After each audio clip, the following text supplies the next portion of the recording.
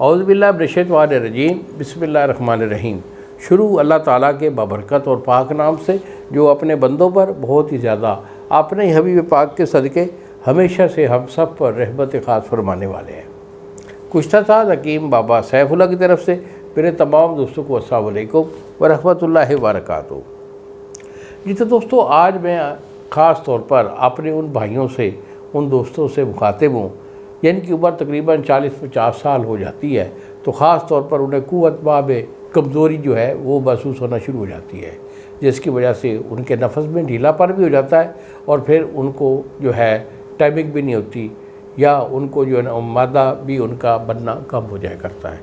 تو یہ کوئی بیماری نہیں ہوتی، یہ کمزوری کی وجہ سے ایسے ہوتا ہے۔ اور سمجھدار جو بندے ہوتے ہیں وہ عمر کے لحاظ سے اپنی خوراک کا تعین جو ہے وہ بڑی سمجھداری سے کرتے ہیں، اور کیونکہ اس عمر میں خاص طور پر جو ہے چھوٹے گوشت کا استعمال، پھلوں کا استعمال، دودھ کا استعمال، شہد کا استعمال، یہ بڑی ضروری چیزیں ہوتی ہیں۔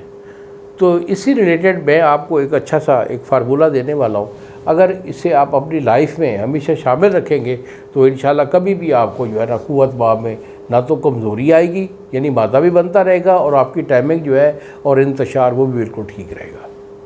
تو کرنا کیا ہے، اس میں آپ نے رس پیاز لینا ہے۔ پیاز لیں ایک عدد، اس کو کوٹ کر اس کا پانی ایک کپ پہ ڈال لیں، ایک چیز ہو گئی۔ اس کے بعد آپ نے لینا ہے شہد خالص، چھوٹی مکھی کا شہد، وہ آپ 1 چمچ ڈال لیں، 2 چیزیں ہو گئیں۔ اور تیسری چیز ہے اس میں ادرک کا پانی۔ ادرک لیں، اس کو کوٹ کر 1 چمچ اس کا پانی ڈال کر اچھی طرح مکس کر لیں، اور دوپہر کے کھانا کے ساتھ ہی جو ہے نا اس کو پی لیا کریں۔ تو ریگولر جو بندہ اس کو اپنی لائف پہ کھانے کے ساتھ شامل رکھے گا، انشاءاللہ اس کی قوت باب وہ بھی ٹھیک رہے گی، پیٹ کی ہوا گیس اس کو بھی یہ دفع کرے گا، آپ کے ویٹ کو بھی یہ ٹھیک کرے گا، اور ایکٹیویٹی بھی دے گا۔ انہی الفاظ کے ساتھ اجازت دیجیے بابا جی کو۔ السلام علیکم ورحمۃ اللہ وبرکاتہ۔